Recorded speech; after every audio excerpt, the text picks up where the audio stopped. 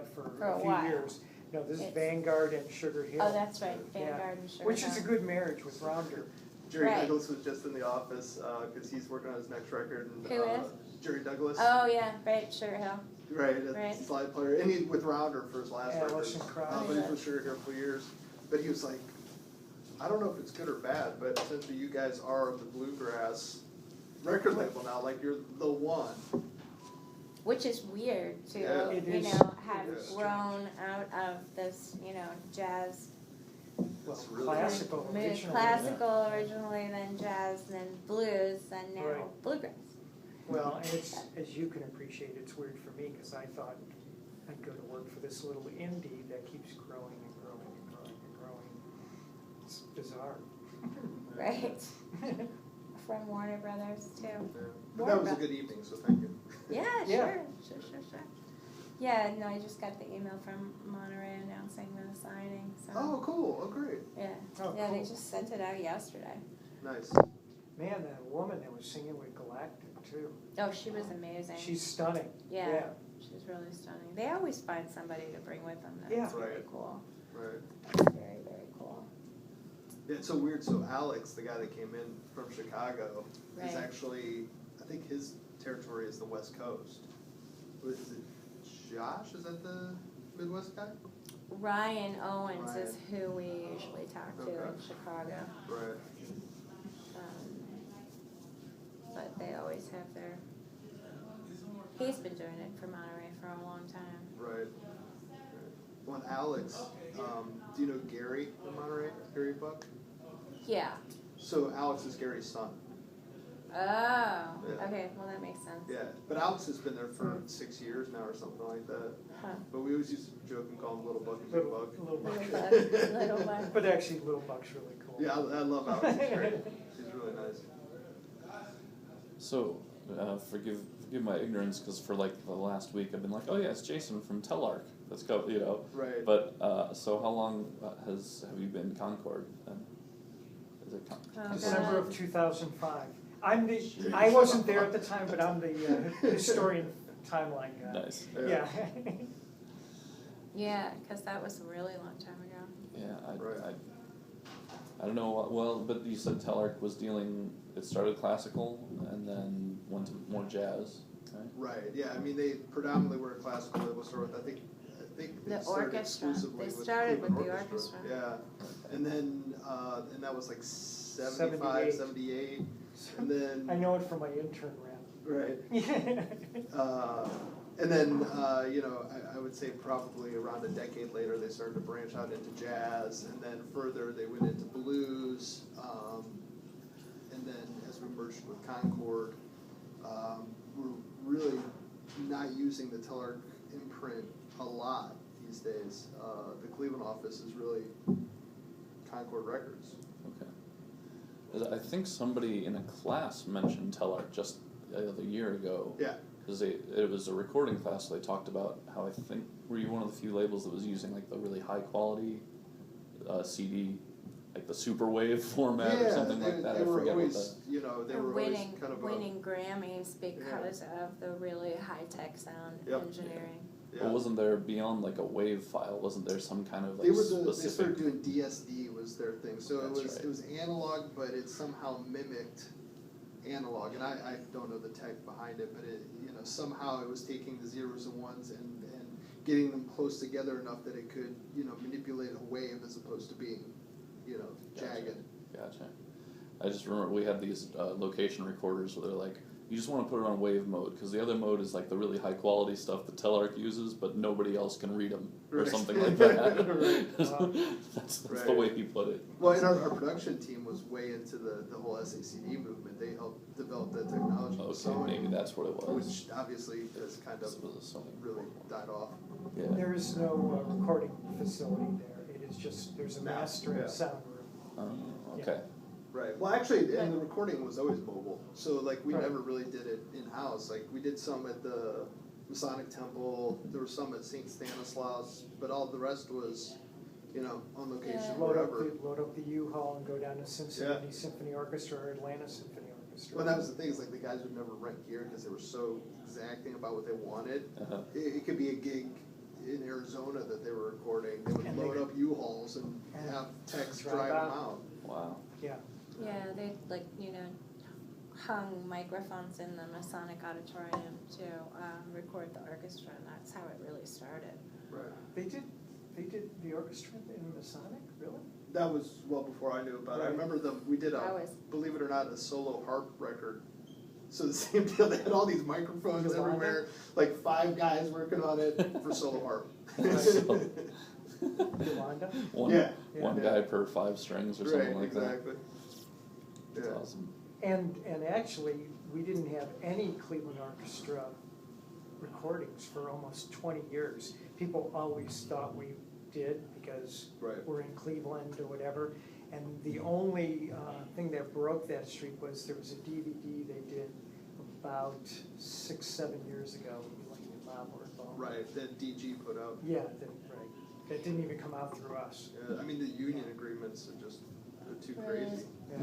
And it may have been that it was the people that started Telarc that were doing those Georgedale productions way back when, right? And then they kind of got that sound technology developed and started Telarc. Yeah, I don't know. There is like this whole backstory that I Right. don't know a whole lot about. I'm not sure either. So, sorry, sticking with the past. We got to get up to the bluegrass soon. But Yeah, right. but like, did Telarc then record all the artists it released, or did it license records that were recorded by other people? Like, Let's say in the very early days, yes. And then as they moved out of being solely classical, then no. So not necessarily that they would license it, but that, if an artist had a specific studio they wanted to go in with an engineer they wanted to work with, that was fine. There would just be a recording budget, they could do what they needed to do. It wouldn't necessarily have to be completely controlled by our in-house. And on the blues side, a lot of that came from other sources. I don't know that there's Junior Brown in Austin Live, they recorded. Right. But most of the blues stuff came from outside sources. okay. There was a producer, Randy Labby, who worked out of the East Coast, who would coordinate a lot of the blues records for Telarc. So he would Isn't he line in up the Canada? studio. Or Yeah, he moved Newfoundland somewhere, or I don't know where, something? but, so he would line up the studio, line up all the musicians, kind of coordinate everything, and just hand it over to us, Okay. For a fee, obviously, but, yeah, right. But now there is a lot of things that are licensed. Yeah, that happens a lot. Yeah. Like so you have a mastering room in house. Is that something Yes. you lease out to other people to use, or is that exclusively just for your? No, that does happen. In fact, I think Paul just did a project for Blue Note, or was it Verve? I don't know. Blue Note. I think it was Blue Note. I think so, yeah. But he's so swamped with our stuff Mhm. that I think they would like to do more of that, but there's just not time. Okay. He is doing about 60% of all the mastering of our releases. And now you're talking about, because we have Fantasy, which is Creedence Clearwater and all that. Uh-huh. But the, giant reissue campaigns with vinyl, and so Prestige, Riverside, OJC, all those. But then we also have Rounder in the fold now too. And we did a partnership last year with Loma Vista, which is Tom Wally's label. So that's like, St. Marilyn Vincent, Manson, St. Spoon. Vincent, Manchester Orchestra. Oh, wow. So those are all coming through us. And now there's Vanguard Sugar Hill deal, so that's gonna be Dolly Parton, They've got the new OAR, the new Bare Naked Ladies. all my acts that I worked are haunting me. Bare Naked Ladies, Chris Isaac. Yeah, I get to work them the second time around. You were Bare Naked Ladies. Yeah, I worked at Warner Brothers for 28 and a half years Wow. prior to this. So when you say like, That's right. Well, because it works out nicely because I've been here 7 and a half. So it's an even 36. Wow. So the really cool thing about having the mastering lab here in Cleveland and having Paul, the guy who does it, is from an artist standpoint. So let's say you've got a record deal and you've got your budget of X number of dollars to make your record. Normally you're having to hire a mastering engineer at some point in the process. The company has this guy on staff, so it's a service we offer. So anyone who's making a record, he's available to them if they want to use him at no cost. Nice. You And know, he- And he's recoupable or not, amazing. just He's pretty period. amazing. Yeah. And his background's incredible too. I mean, he worked at NPR, he worked Yeah. at some studios out west, out in Santa Fe and in Colorado. Right. Yeah, he's really talented. He also has a musical background, which obviously really appeals to, you know, musicians too. And he does magic in there, really, Yep. really does. But it sounds like if you were a local band, you couldn't call him up and ask him if he had any time to master you then. No? Yeah, it probably It would won't, be that really probably won't difficult. happen. And actually, because of a conversation I had this weekend, I was gonna ask him when he ever does that, what his rate is, because somebody asked me. Right. Yeah, somebody in Youngstown. Right. I do know that the one that we did recently for Blue Note, the price tag was significant. It was what? Like a used Honda or Significant. something, you know? Yeah. Oh, Okay. yeah, yeah, Yeah. it was, But you said, it's built into however you're. Well, for Or- our oh, artists who okay. are signed to Blue us. Note was Yeah, so I outside, mean, sorry. for us, it's, you know, it's overhead costs we have, but we just, you know, if an artist wants to you use know, the he did services. something for Verve too, because he did a bunch of the Diane Krall configurations. Oh, is that right? I think so. So, yeah, he's done a couple of those big ones. Nice. So just so you know, I didn't get any disc confirmations from anybody, but all will be lost with this because we'll videotape it and it'll be available to the students as well as the bands. Okay. So you guys know, I don't know where everybody's at. Yeah, I'm sorry, it's not a. Beach or something. Yeah, somebody said the beach. It's that these was intimate great. meetings that mean so much. Yes, exactly. Hey, I'm comfortable, I know Cindy, and Jason, you Yeah. guys seem nice. I haven't seen Josh in like, I know. what, probably It's been a minute. 12 years or something. Yeah. Oh, really? Yeah. Yeah, no, Jason was kind enough, I mean, this is back when it was called Telarc, Right. he let me go, where did we meet, Algebra Cafe? I think it was like somewhere in Coventry, like, I thought it had algebra in it. He let me pick his brain back in the day when I had my rock and roll band. Right. Well, we might even met before I worked there, like when I Well, was we doing met radio promo, like. We met through Ray, we had already, Oh, yeah, right, Yeah. right. Right. and I can't, but I think it was Ray first and then you, but Right. maybe we both met on the same night, like Right. like you were hanging out with Ray at, I think it was an art gallery where Machine Go Boom was playing or something like that. Right. And, yeah. Yeah. Those were good times. But, so it's Ray's fault, as per usual. As per usual, right? Yeah. There was a lot of Ray talking. So what, it's been called Concord Group since 2005, or was there another? Yeah, it's been a slow transition, but that's when they acquired our Cleveland facility. Mhm. And then there was a, there was a cutback in staff, because we had, you know, when we talked about the Atlanta Symphony Orchestra, Cincinnati Symphony Orchestra, we had a full production staff on duty all the time. As well as We had a accounting warehouse, and- we had a warehouse up the street, we had accounting, all that. I think when I started there in September of '07, there were 51 people, and about a year and a half later, we're down to the 8 we are now, Wow. which sounds horrible, but the good news is, for over 5 years, it's been the same core. And they even moved us to a nicer facility, so it's at least more of a vote of confidence. Yeah. Yeah. Well, actually, further that, I mean, since we downsized to the point we are now, there's only been one One employee loss, and that was because she chose to chose to be a stay-at-home full-time mom. mom. Yeah, yeah, so like I said, it's been the same core of 8. Stable.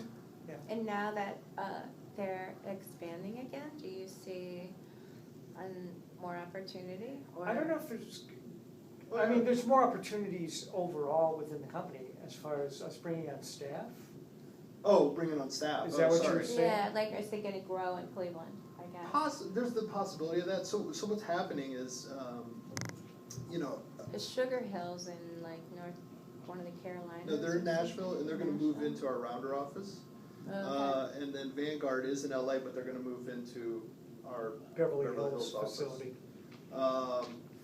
But, they keep acquiring all these labels, and I think the edict also is that they want to grow as a company, not only by acquisition, they want us to go out and try to sign larger selling artists. So I see growth that way, and I mean, if it continues that our division that's mainly focused in Cleveland continues to grow, then yeah, it's a possibility at some point. I think really kind of the thing that we're focused on is doing less records, but records that sell more. But if it gets to a point where the workload is that we keep the same amount of records but keep adding in, then that opportunity might pop up, but it hasn't in Yeah, right. 8 years or whatever it's been. For what it's worth, we're acting now. We are work to the bone. Well, Yeah. if they keep, if No, they it keep is. It's acquiring crazy. more, like- It is like when we do bring in interns, and it's like, I love to watch their epiphany over the course of a few weeks when they see we are all like running 100 miles an hour, like all day, all of us, and just see how much goes on there. It's really, it's pretty amazing. Is it the same kind of work pace as when you were at Warner Brothers, or is it a different kind of? It was, however, I realized how much I don't know coming over to Concord and Teleark after 20 years, because Warner Brothers was so large, it was so specialized. I did promotion for 6 years, and then I did sales for 22, and so you were so geared into that, and then I got thrown into this, and thankfully was very patient with me for the first few years, because it's kind of like you do everything. You've got to learn how to do everything, so that was a serious learning curve for me. Trust me, I'm still on it. So, from Concord, from this office, you are tracking sales and pushing radio plays and doing all of that? As, we both do part of this job, but he's even more administrative, but project manager, so that's kind of like cradle to the grave. So I'm assigned a project, I'll have discussions with the art departments, photo shoot is set up, do we have enough budget that if we're gonna be able to bring in an independent publicist, or we're gonna use one of our on-staff publicist people, is there enough budget to get somebody to help us with online marketing, or is it all gonna be in-house? Radio staff, what formats are we gonna go to? I don't decide that, but talk to our head of radio who's out in Beverly Hills also. Our sales team, for the most part, are all out in Beverly Hills to help coordinate that. And then once every 2 weeks, we have a video conference marketing meeting, which is folks from Beverly Hills and us and our couple East Coast reps. And that's kind of like, we've all been running frantic for 2 weeks, all in our own treadmills, like doing what we can, and that's where it's kind of all pulled together to make sure we're all headed in the same direction. So, and then once the record's out, as project manager, my communication with the artists and the management, giving them sales reports on what's going on, calming nerves. Yeah, so Larry's our lead project manager. We have another project manager in Cleveland. I do some project management. We have a dedicated business affairs person in Cleveland. We have a dedicated international sales guy in Cleveland. We have one guy who does just new media marketing for our division. Paul, who does the mastering, and Matt, who wears all different hats. He does some project management. He does some stuff that's more sales oriented, and some stuff that's new. He helps the new media guy too, with like a lot of online advertising. With some of our services out in Beverly Hills, it's nice to have a liaison in our time zone, just for things that come up. So so you're working multiple projects at once then? Constantly. And when a project is brand new and it comes to you, how long do you spend on it? You mean in setup? Setup. In an ideal world, we would hope that everything's in place, like maybe 3 months prior to the release date, and it never works out that way. Everything in place would be just at your publicity or music, artwork. Just the release itself. Right. Yeah. Not even dealing with publicity or anything. Right. Right. Okay. Right. So 3 months you want to be going out the door to start to WordPress. Okay. And the big part of that is definitely publicity driven, because if you're servicing it 3 months out in front, by the time somebody receives it, reviews it, gets it published, it's going to be hitting the public around the time of release. But like I said, it never works out that way. We're always rushing. Yeah. And it's all different. I mean, that's kind of, the beauty and the curse of this. With art and artists. So, you have some that are very, very proactive and they know what they want to do and they get it done, and then you have others who, tinker with the vision for a very, very, very long time. Yeah. So, what would be a good sales number expectation for a project these days? All over the place. I mean, we have artists that were projecting 50,000 units in the U.S. We have artists who were projecting, 3. 3,000. 3,000. So we have 3 units? So we're projecting, not what we get. You laugh. I gotta tell you, he had to talk me off the ledge. My first project was coming from Warner Brothers, where we were making up excuses for why something sold 15,000 over the whole country for the first week. My first project did 400 across the country for the first week. And I poured so much heart and soul into this, and I'm ready to pull out the scissors, And he goes, "What are you talking about? That's way better than his last release." Otis Taylor, Recapturing the Banjo. We had a downbeat feature. I mean, it was all this stuff, and it was 400 units. I'm like, that's what we're doing. Yeah. So I mean, the company is based in jazz, and we're always going to want to support whatever's happening in the youth movement jazz, but there's not a lot of sales in it. If you do a few thousand units on that, you're ahead of the curve. Is that why they've been buying up more labels that are focusing on bluegrass or a little more modern forms of music? No, I think the reason they're buying up more labels is that, lucky for us, I think our investors see a future in copyrights. I think everybody's kind of banking on the fact that there's going to be some kind of streaming model, subscription-based, for music that's going to work in the very near future. And if it does, especially for labels and larger publishers, it's going to be a boon to the industry. I mean, I had to do that presentation I was talking about at Berkeley, so I did an analysis where I took, looking at SoundScan and Billboard to see where album sales are right now, including tracks. Obviously rough numbers, but putting that into dollars, and then comparing that to where Netflix is in the U.S. right now, it's a huge gap. If they could get Spotify to the paid membership level that Netflix has, it would be a huge, huge windfall for the industry as a whole. Wow.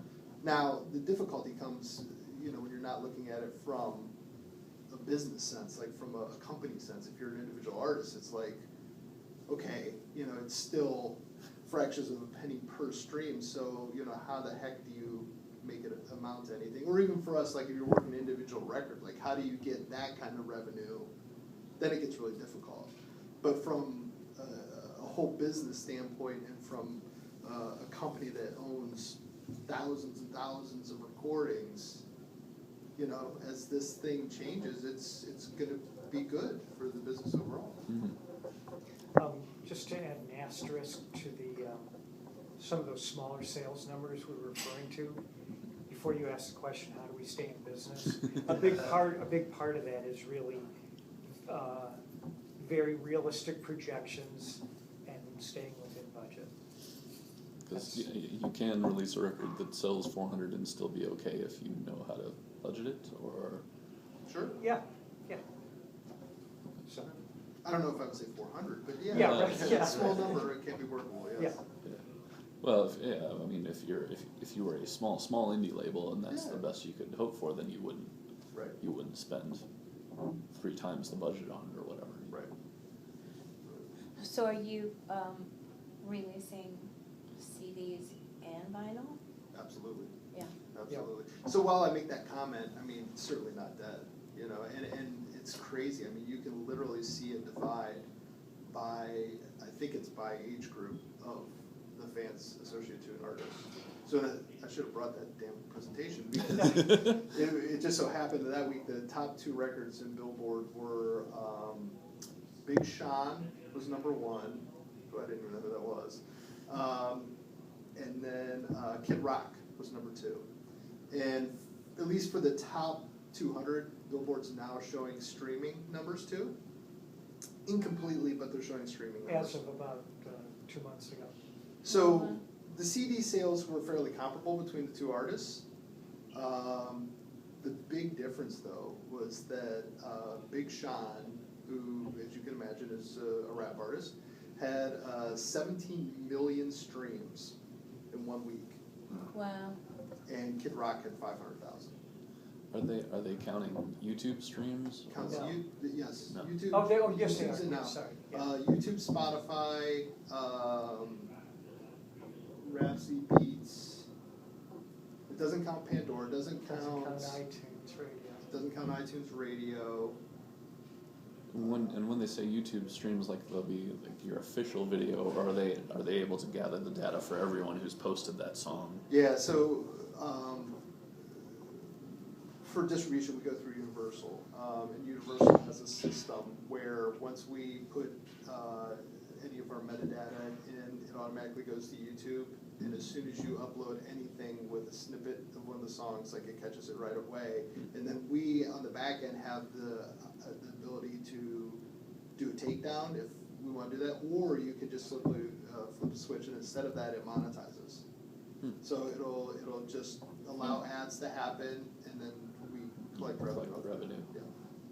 So, But it's Spotify numbers. It's Well, it's it's 4 tenths of a penny or Oh, something. yeah, you know? right. but somebody, I mean, it's Right. Right. Yeah, it's up. yeah. Well, it adds up, and it's a way that just the regular person sitting at home that likes a song by somebody else can post online and not get in a bunch of legal Right. trouble. Right. And I The mean, 13-year-old fan of Big Sean can post it online and not worry about going to jail. Right. right. But it's crazy too. Like I put up a video of my son on YouTube that he had created. He was like playing with my phone in the car, and the music in the background actually triggered it. Wow. Did it really? Yeah, it was. I think it was Cake. Huh. You know, and it was like the background music in this video of my kid in the car, Right. and like I got a notice that I had a copyright claim, and then it was going to be monetized. Whoa. Yeah. Is there? I don't imagine there's a system like that for like independent artists, is there? Or? You know, I don't know for sure, but I thought I had seen something that CD Baby was offering some kind of Okay. thing through YouTube. I don't know Might if have it was been, that yeah. deep or not. Okay. But it's not. Yeah, I mean, I know back in the Probably it's iTunes coming, though. days, you could put your CD in and type the metadata and hit a button, and it would go everywhere. So every time someone put your CD in, at least they know. Right. Well, and I gotta say, like, I mean, I still play a little bit, and we just did a release not too long ago. The tools that are out there for independence right now it's staggering. It's way better than what we deal with going through a major distribution. So we put this album together. Rambler. Yep, did it through CD Baby. It was live on iTunes the next day, live on Spotify the next day, live everywhere the next day. If we want to change something in one of our records to go through Universal, it's a 3-week turnaround to get weeks. into iTunes. Yep. It's crazy. Jeez. Yeah. So yeah, I mean, Wow. the tools for independence have gotten pretty impressive. Are the tools to track independence the same? Like as a label, if you're looking for people that are selling, is it just the same kind of game? Like just look at Billboard or look at how do you find artists at this digital day and age? You know, is streaming as important as record sales? Or are you looking for hard record sales? No, I think streaming is very important because it just shows you that people are interested. You know, and I think that's really kind of the most important piece. Streaming, we look to see what kind of tour profile an act has. That's pretty important to us too. Yeah. To know that they can sell out on the road, and just that they're getting out in front of a lot of variety of people, variety of markets. Yeah, the live shows become so important. I mean, especially for our artists, like the stage is probably the number one physical retailer. Right. You know, because we do have artists get into Target, but it's pretty rare. We have artists get into Walmart, but these music sections are horrible. Yeah, it's usually numbered in the top 3. Yeah. So you're giving your artists product to take out on the road. We sell it to them. Yeah. Yeah, Selling it yeah. At a on the discounted road. price. At a Yeah. discounted Yeah. price. At this point, does your label do the 360 kind of deals, or do you stay? We tried a couple of them, just it didn't work for us. Because we're not a management company, we're not a booking agency, so they didn't really work. We have been now doing a lot more publishing deals because we merged with Bicycle Music, Okay. which is a very, very sizable publishing company. Slow Ride from Foghat to Bust a Move, Bust a Young Move. MC, They've got a to Eye of the Tiger, Survivor. It is like, yeah. I can't believe how much stuff comes across in those licensing updates. Right. It's like, Do they just go for the hits, or do they have all of Survivor's catalog? It's a good question. I don't know. no, that's become a really big business. So, as a prime example, the band we were talking about with Cindy, this band called The Record Company out of LA, got turned on to them initially because one of the guys in our LA office is friends with the drummer, but they've been playing out in LA and kind of doing their thing. We always liked the way they sound, but they were always just playing LA, like playing these little hipster clubs in LA. And then we start to see more and more that they had a buddy who had a small licensing firm, and he was getting them like ridiculous placements. Like they had a Coors Light ad, they had a Subaru ad, they were getting movie placements, they were getting TV show placements. This guy was way intensive too. Not only did he know all their songs, he knew BPMs of all the songs and everything else, so that he was the record company, is the name of the band. He was the record company expert. And it was like, you need that type of song? I got something for you. Right. So and they just recently pulled in a Miller's ad. Right. Yeah. The new Miller Lite ad. During the March Madness. Right. It was airing. Wow. Jeez. Yeah. So, that was great, but still from a record company we're saying, okay, so here's this band that plays LA and they're getting good licensing. That good for them. It didn't really still make sense, But then just recently they signed with a management company, a very nice management company out of Boston, and they were with ICM.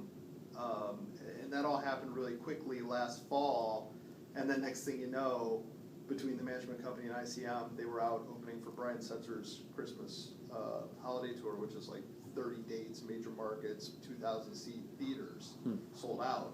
So it was like all of a sudden they went from this LA band who was playing LA and had really good licensing to they just got Playing in front the of Fox thousands Theater and in thousands Detroit. and thousands of people. Yeah. So in a case like that, we then kind of jumped on board and started talking, and we offered them not only a record deal, but also a publishing deal through Bicycle. Nice. Yeah, But Bicycle is a separate company from you guys? we're merged. Or you merged? Okay, Yeah. all right. And they're out of LA. They're moving into our Beverly Hills office. Yeah. They were in LA before, but Yeah. yeah. Yes. Wow. Yeah. So, but then do you guys do any kind of licensing at all at this point, or? For our masters, you mean? I suppose, yeah. Yeah. Well, to be honest, I'm kind of curious how this plays out because we just merged with Bicycle. Obviously they're out there talking to other music supervisors and ad firms and television and whatnot. We had a dedicated staff, I think, of 3 already internally Yeah. who were doing licensing. So, as you know, there's the 2 copyrights, right? You got your master and then you got the song. So, we have a great catalog that they purchased through the Fantasy acquisition. So, she's licensing Isaac Hayes and, the staple singers and stuff like that. Credence. And Vince Guaraldi on every time you hear Peanuts music. Right. Yeah. So That's they were already keeping busy. So it'll be interesting to see how they Rest of kind of development. merge those 2 Yeah. worlds. Nice. Because it sounds, the few conversations we've had with anybody about publishing, it always sounds like publishing nowadays is mostly licensing at this point. Is that like where a lot of the publishing I would money imagine, is? yeah, because the mechanicals probably don't add up to much anymore, and no one's really doing sheet music that much anymore. So Well, the other part of publishing would be selling your song to another artist to perform and that kind of thing. I think that probably happens more on an artist level, Okay. at least from what I've seen. So Bicycle Publishing is more of a licensing company at this point, or something. Absolutely. Okay. I mean, Alright. that's their whole thing, is that, it's very business oriented. I mean, they bought a lot of the copyright rights they own. Like, it wasn't like they were there as the publisher in the very beginning for these songs. Like, a lot of them they bought later on, and they bought them for the purpose of, taking them out there and generating incomes. And licensing is the main way to do that. So in this band we just talked about, with their career build-up, they kind of had the fortune of having a rabid fan who happened to be very good at licensing. They also happen to write music that works very, very well for licensing. Okay. Yeah. And obviously they Yeah. recorded it well for Yes. for that too. Right. Yes, in their living room, by the way. Oh, really? Yeah. Wow. But It's a pretty amazing self-contained unit. Yeah, I haven't seen this very often. it's an amazing story. I mean, if you think about it, like 3 guys, mainly from the Midwest, who moved to LA to make music their life. They got together, became friends, hanging out, listening to like old blues records, and just started recording, and decided they were going to do it. Got hooked up with a friend, and are getting their music in Subaru ads. I mean, it's kind of amazing. What other routes, other than, it sounds like just kind of the lucky licensing contact, what other routes would you take, you think, to get to a label at this point? Like for anyone to get, for Concord Music to notice any of these bands that aren't here, or any. Yeah, I guess I wonder, what would it take Like, to what gets the get traction? Get somebody from Cleveland It comes all signed over. to Right, it Concord. comes from all over. I mean, so another example, and I probably shouldn't bring this up because we haven't finished a deal with her. There's a singer-songwriter named Kate Davis out of New York, who, she's kind of like an indie singer-songwriter type, but she happened to do this jazz version of All About the Bass, that Meghan Trainor tune, Yeah. that just went crazy. I mean, it's, got, I don't know, like 12 million views on YouTube or something now. It's silly. But that's how we kind of came to first know her, was because of that. But, she also is doing her own thing. She's been in New York and in that circle of singer-songwriters, and has her own career doing dates or whatever. But what made us notice was, oh my God, this video just like exploded on YouTube. Yeah, there's really no set Science. path or formula. I mean, it's like, he and I, like, all day long are like, hey, have you heard about this? It was in a radar blast, it was in a no depression blast, it was, a friend told me about it. I mean, Right. it really is all over the place. And then you do some research, see if there's any traction on YouTube, see if they have a website, see if they have a SoundScan history. I mean, it's all over the place. I mean, the touring thing we said, Henry Rollins get in the band. Yeah. Yeah. That's true. For sure. So what are the I don't know, what kind of, what's different from, I guess, your Warner Brother days to now, as far as marketing or I think what I had to go through personally, and that is to become an everyman at the record label, I think is kind of universal for anybody who wants to survive at a record label. You really do need to know like every aspect of the business to survive. That you need to know beyond just the sales parameter or whatever. And I guess that kind of like arcs back to what I just said before about like we're looking all over, Gotcha. For hints, for clues. Well, and what was, sorry if we've already kind of crossed this, but when you merged with Bicycle Publishing, like what did each party benefit from coming together? I think really it's an ease of doing placements. So, when you've got the 2 copyrights, right, if if they're held by separate entities, Mhm. that can be a problem. Separate negotiations. Correct. Not only set up for negotiations, but someone's, negotiation may be completely out of whack with the other side. Like this person may want more money, and I mean, it's just so much easier if it's all under one roof to actually get the deal done. Yeah. And there was, not a ton, but there was definitely a decent amount of overlap between the two companies. And another piece of that puzzle was that a lot of the same investors in both companies. Gotcha. Uh-huh. Yeah. So it made sense to kind of put it under one roof and make it one entity. Gotcha. Cool. And have the amount, as publishing deals, when you offer them to artists, are they a bit lower than they were in the 90s or? Don't know. I mean, even for me, that's a new world. I mean, for the record company, that I'm the one doing the deal with them, and they're asking me questions, and I have to defer, say I don't know. You're going to have to ask Evelyn, who does business affairs stuff, because this is new to me. I don't know. Gotcha. Well, what's I had no exposure to publishing before, Alright. so. And it's really- this is the first real publishing. get on it, deal. every man? Yeah, right, yeah. This is the first real publishing deal that I've been involved with. I mean, there's been a couple other acts over the years that I've signed that we did just admin deals. So we would take, I think our standard's 10% and basically just administer the publishing for them. So we would go out and make sure that the collections were coming in from everyone, funnel all that money to them. Gotcha. Was Moreland like that? Moreland was like that, Trampled Underfoot was like that. I think there was one other we did recently that was like that. Yeah, I can't remember. So what's a record deal like nowadays when you sign an artist? Is it multi-release? Is it? Again, the whole gamut. All depends on the artist, what they're doing, where they're at, and to some degree, how they're kind of steering their own career. I mean, there'll be everything from, we'll license a record one-off if that's what it calls for, to if it's a young developing artist, yeah, it would be with probably 3 options. Okay. But I mean, it's like anything else in the business world. I mean, it's not like there's a template. I mean, anything and everything is Okay. open for negotiation. Yeah. So there's no ideal standard at this point.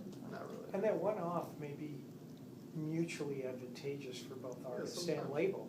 Mm-hmm. They may not want to be with us for more than one, and we're, Well, a great example was we did a deal with Shamika Copeland, the blues singer from Chicago, and she, ever since her teenage years, had been on Alligator. So she and her manager were both very nervous about leaving this label that she'd been on, for a very, very long time and had her entire catalog. So we did a 1-record deal as kind of, okay, let's do this, get to know each other and see if it works. And ironically, after that, we signed, a multi-record deal. Nice. Do you find there's much development anymore of artists from a record label standpoint? Absolutely. Or still- Yeah, I mean, we were just signing the guys from LA. I mean, that's absolutely development. And the girl who was in the video for All About the Bass, I mean, that's absolutely development. Our younger jazz acts are absolutely development. a lot of them are, we have kind of an agreement with the Thelonious Monk Institute. So as far as releasing a lot of the Thelonious Monk winners, and trust me, those young jazz guys, even though they could be the future of jazz, that's a lot of work. Yeah. Trying to get the word out on a young jazz guy who, a lot of people, quite frankly, respond to, wow, jazz, it smells funny, Right. But we have had our successes in that world, and obviously the main one's Esperanza Spalding. I mean, we signed her when she, I think was just finishing up at Berkeley. Mm-hmm. Oh, Yeah.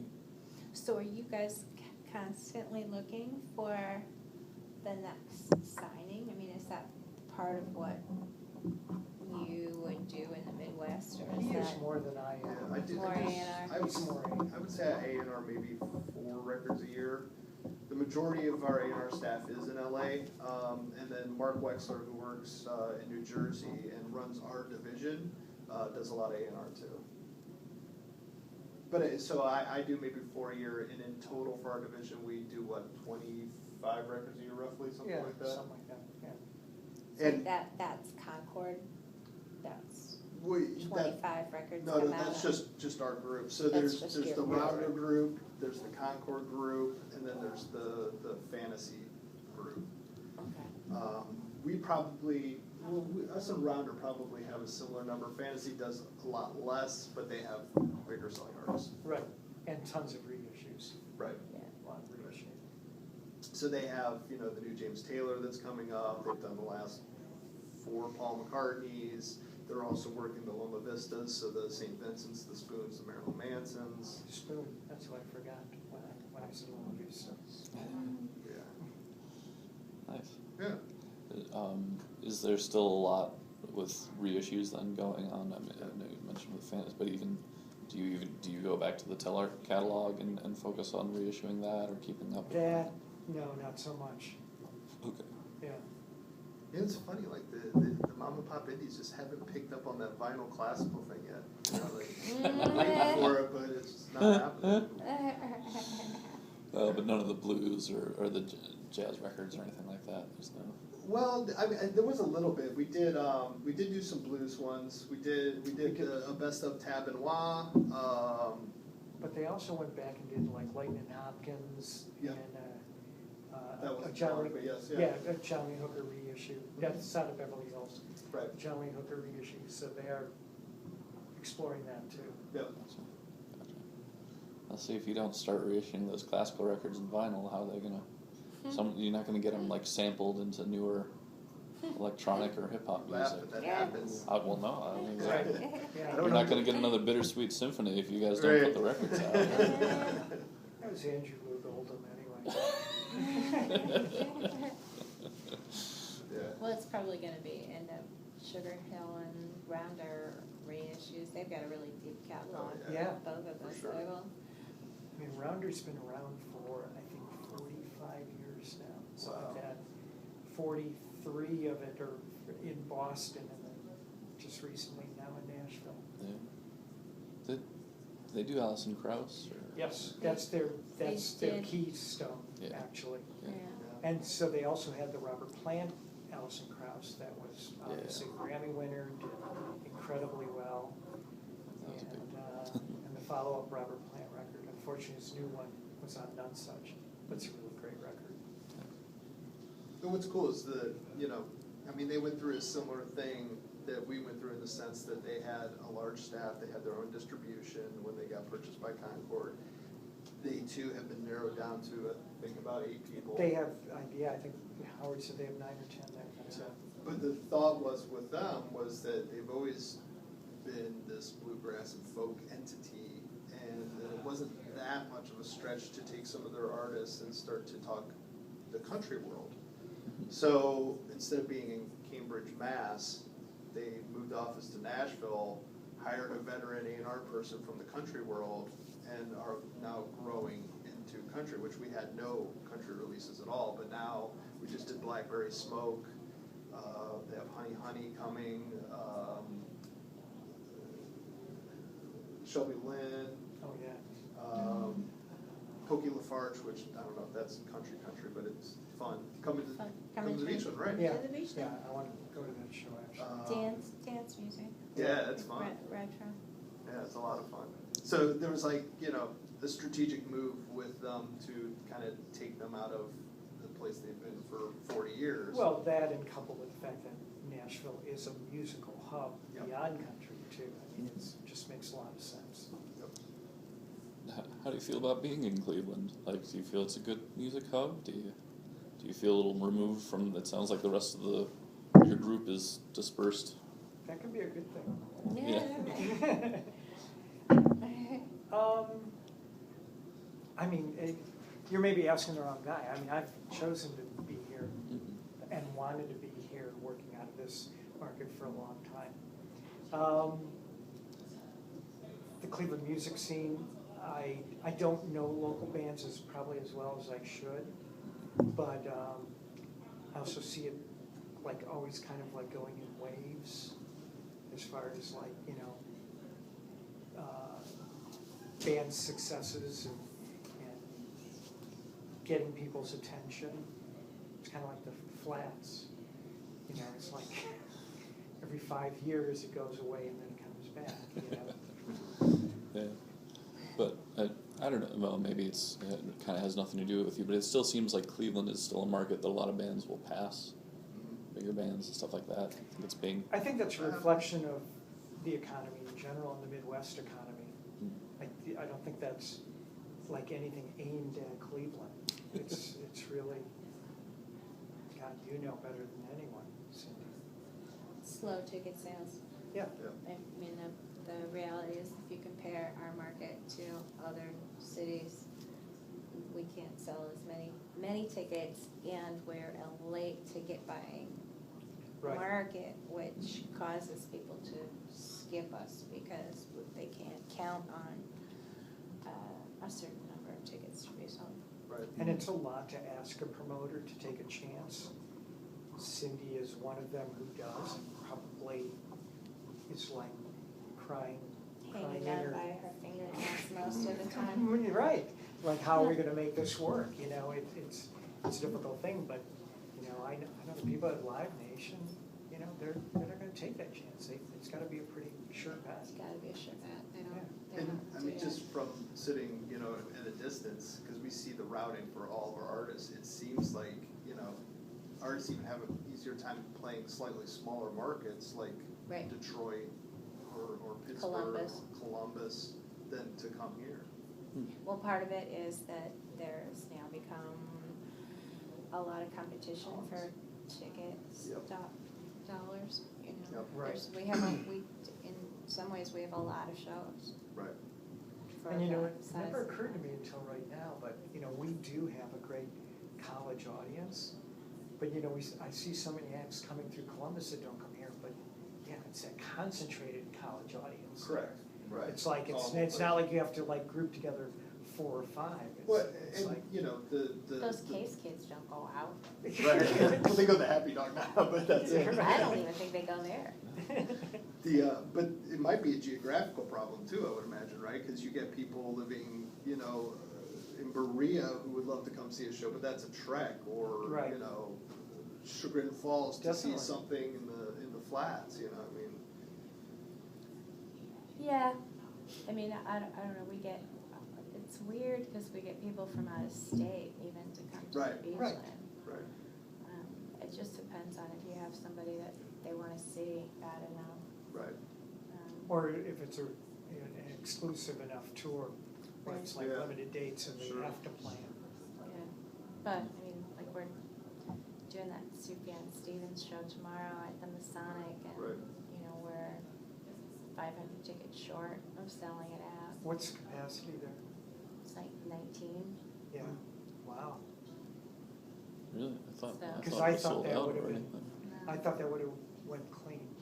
That new record's It- gorgeous. It's really gorgeous. Absolutely gorgeous. It's kind of scary. Yes, but, it is, you're right. And, yeah, I don't know how I people are, pre-ordered it, by the way. Ah. people Yes. are gonna take it. Right. Because the last time when he played the Beachland for his Christmas show, it was so weird, over the top with the big giant wheel he brought in, and it was Oh, yeah? playful and Really? fun, and this is gonna be like Well, yeah. just somber, serious. He's dealing with the death of his mother, Mhm. and that's what this He was album is a reflection. schizophrenic and abandoned him when he was a child. Yeah. So, But it's gorgeous, absolutely gorgeous. but that, I mean, that's, you know, that's a $35,000 guarantee. Right. Yikes, That- okay. Do you, So- I gotta float. do you know how he's functioning? How that? Because Asthmatic Kitty Records is his thing, right? Mm-hmm, yeah. It's But- his stepfather. He's a stepfather. Is that what it is? Oh, okay. His stepfather owns Asthmatic Kitty. And his stepfather was married to the schizophrenic mom, Okay. but then divorced the mom, but still kept a relationship with the kids. So is that Lowell? Lowell is Really? it Wow. is Asthmatic Kitty. But okay, so it's not really his label, it's his stepfather's, and his stepfather, Yeah. all the contacts or all the licensing, whatever he's doing is that connected to a major at this point, or is that? I don't I know. don't think so. He probably just has distribution or something. Yeah. But you see anomalies like that, where, you know, these, you know, bands have their own unique label, just do amazingly well, like, I mean, not so much anymore, but, Pink Martini was another one. Mhm. Like, they had their own imprint, and they sold buttloads of records. Joe Bonamassa is another, he still has just his own imprint, and sells Oh, he does? tons of records. Really? Is this his own imprint? It's his dad, too. It's his, I mean, that was like a smart Yeah. God, is he so family. records? Megaforce does the distribution for him, but yeah, it's his own imprint. Really? I mean, I he didn't was, know that. what, 13 when they Right. were like putting that whole little team together. That Right. was a weird story. Yeah. So we're like definitely seeing, you know, like you guys are talking about, you know, like tour skipping Cleveland. And we spoke really about like kind of like, you know, we're trying to figure out in Cleveland, like, you know, where are these gaps and holes to like keep it from being a more viable place for musicians to stay and grow their careers. And I'm just gonna see if you guys can kind of insight out where you think that Cleveland is lacking and then where, you know, what would be a good place to start or to kind of like fill those gaps or to keep artists that are, you know, gaining success here, or even to make Cleveland more like a viable market for touring acts to come through and to make it, I mean, obviously ticket sales, but.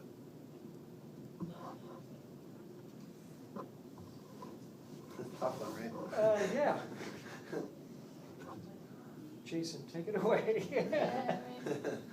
You know, I don't know how you do it, but it's a thought I've always had is that, you know, Cleveland can be an amazingly inexpensive place to live, and you can have a very bohemian life fairly easily, you know, which you can't do in Nashville anymore. You can't do that in Austin anymore.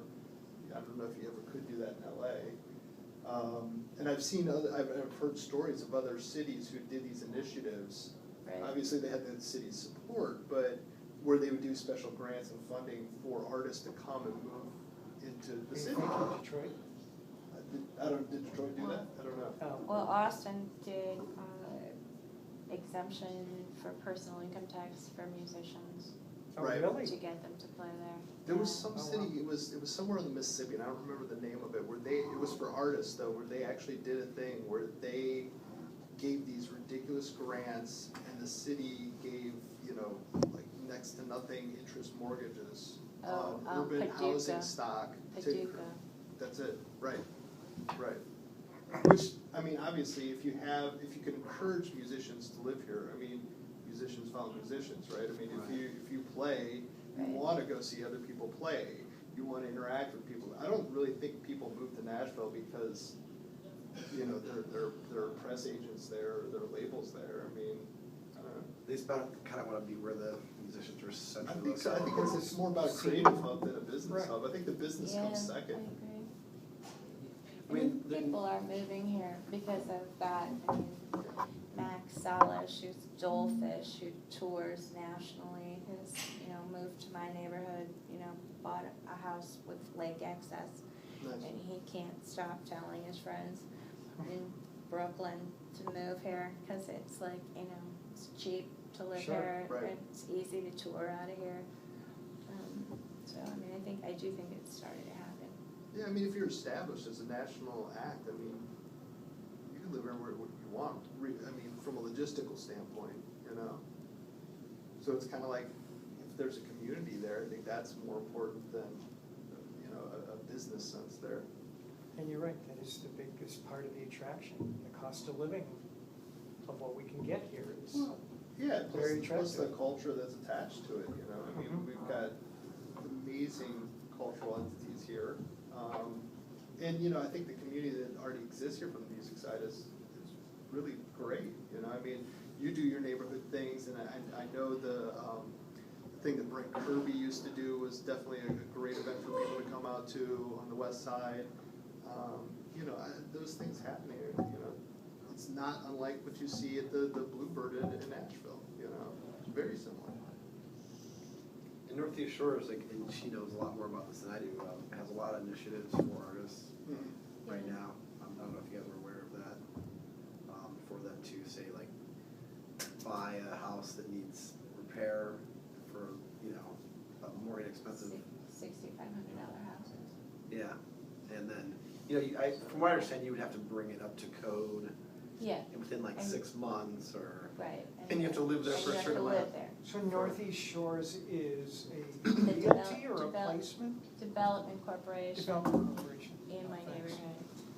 Yeah, so it'd be like, they're funded by the city and by the Cleveland Foundation Oh, really? Wow. and the Gun Foundation to do initiatives. Every Cleveland neighborhood has a development corporation. Yeah. Mhm. And I mean, realistically, there's federal things that you can even do, because I mean, Yeah. my wife and I moved to Shaker after we had kids, and it was like, we were looking at these like ridiculous houses. I mean, they're gorgeous old 20s, like crazy, but had been neglected for decades. Right. So there's this program, I forget what it was called, it's the 40 something or Oh, other, yeah, where right. you can put the cost of the repairs, you can roll that into your mortgage. And so, Okay, you know, that's cool. these houses were for what they were, you know, bones, they were selling for very expensive, and the idea was you could roll the cost of the repairs into it. I mean, there's initiatives out there, but it's, you know, it takes a lot of digging, and it's a lot of legwork to figure it out, and then you gotta do all the legwork to actually do it, you know? Yeah, Right. right. Yeah. So I don't know how you like simplify the process to try to encourage, you know, an artist community, but. I mean, do you see a shift over the past, like, say, 10 years? Like, do you see more people stay? Do you feel like more people are staying here? Do you feel like, as far as the flight out of here is less, or? I think there's a little bit more people staying here. I think with some of the downtown residency situation has improved. And then I'm, you know, I always fear that like as they mature, there'll be flight again. But no, at least, I mean, that's an encouraging step. You know, Cleveland State's certainly up their game as far as Yeah. residency Right. down there too. I mean, you know, especially from a work standpoint, you know, I always feel like my phone, you know, I can scroll through it and tell you how many people used to live here. And it seems to be a second wave now, and it might just be the stage of life that people are in, but I can think of 2 people that used to work with us that, you know, had very good positions. They were kind of executive level positions, and they're both putting their house on the market right now. But it may be that they're just at a period in their life where their kids are going off to college, and Right. they want They want to get out of the weather. They want to do something different. Where are they going? South? Both, well, yeah, south and west. So one's going to Florida, one's going to Texas. Yeah. But neither for a musical reason. You know what I mean? Like they. Yeah, they're just out, Right. they're just done. Right. Yeah. Not done. They're still working, but they can work from anywhere. You know? Right. You know, Skype meetings. I mean. Right, yeah, I guess that's true. Good. Right? So music industry, hopeless or rebounding? I think rebounding. I think it depends. Hopeful. It depends where you sit within the industry. Gotcha. Yeah. Yeah. I mean, like I was saying, there's definitely the very near potential for it to grow as far as a business entity, as far as wealth. But from an individual artist standpoint, I don't think, you know, making money off recordings is going to get any easier anytime soon. So you feel that like touring is just going to be like a growing, like it's going to be a larger part of like as far as like keeping artists going and making money, like even like the large acts, like the Stones still got a tour now because of everything. What about the smaller bands in Cleveland as far as like what do you think, like 4 bands we're working with now, you know, are kind of all different kind of stages. Some of them are just releasing their kind of like 2nd or 3rd album. Like what would you suggest from your perspective for a band like that trying to elevate themselves, trying to get to a higher ground in the music industry? Like what are some of the things that you've seen that have worked with other smaller artists that are now large that they have done?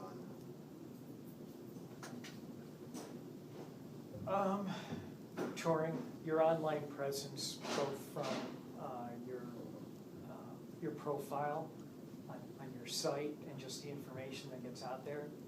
And then, you know, everything so video oriented, you know, getting video, whether it's from you being on the road to you rehearsing or whatever, getting that up online too. Seems to usually get the most shares and the most posts too when it's put out there. I mean, there was a few years ago where I actually thought, you know, here we are touting touring, where I actually thought touring was going to be kind of like the new record label, where, you know, when it started getting into this, like, let's record each show and sell that Right. as a true, like, souvenir of the experience. And I, although I was excited about it as a fan, I was like another way going, wow, that could really just like, kind of like take away so much of the Yeah, of the I actually- record label experience. I worked for this marketing company that had, it was, I forget what artist it was, but you could go, you went to the concert, you could pay $20 and you got a flash drive, which they had video cameras all over the stadium, and they were videotaping the live show. You would get a flash drive of half of the show, for Right. $20, and then they would email you or Dropbox or whatever the rest of that performance that you were at. So I definitely heard of that. Right, That seems like it's waned a bit though, I mean, there was Yes. definitely Yeah. I haven't seen it since. a flurry over that idea for a long it time. was about 10 years ago. Yeah, It was I remember a Black Crow show, I did that, where I bought the disc, and it was like, it's a wonderful show. I was like excited to have a copy of it, you know? yeah, I agree, touring, I mean, you know, from an independent, you know, young artist standpoint, if you record an album, you're not gonna make money on it. Right. It's a calling card, it's a marketing tool, so use it as that, you know? And you gotta tour, you gotta build fan base. And do merch. It just helps you make money while you're on the road. And take it seriously. Yeah, yeah, and, you know, in other words, like, present it properly, make sure you have everything, information as far as size and everything. It's actually a way to just like implement that you can, oh, I can tour and I can eat too. Well, Yeah, right. it might, but that might sound capitalistic, but it's really not, because the other side of that is that gives you an opportunity to stand at a table and personally greet fans. And all those people that are buying something are like little marketing arms Yeah, going out true. for you too, Right. while if they're wearing your shirt. So while I'm talking all of this streaming nonsense, I would throw into that radio. I think radio still is impactful, and I think that there are certain stations that will embrace independent and local artists that have impact. EPS and Akron is one of them. When they pick up, I mean, this was ages ago, I remember working with Mike from WAPS. Akron. Oh, Yeah, right. Summit.